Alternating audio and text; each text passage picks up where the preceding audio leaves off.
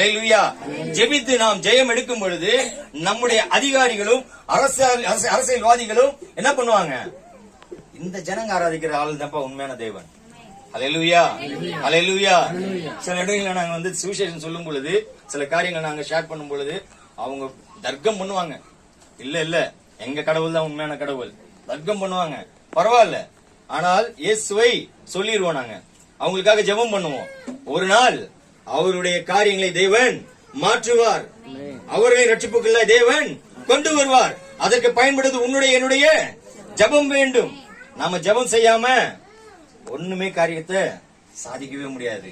அப்ப என்ன பண்ணணும்? நாம முதல்ல விசுவாசத்தோடு இருக்கணும். ரெண்டாவது, சும்மா ஜெபித்துக் கொண்டு இருக்கணும். சில பேர் எல்லாம் பாத்தீங்கன்னா எதுக்கு எடுத்தாலும் ஜெபம். ஒரு போன் வாங்கினாங்களா, ஸ்தோத்திரம், ஜெபம் வேணும்.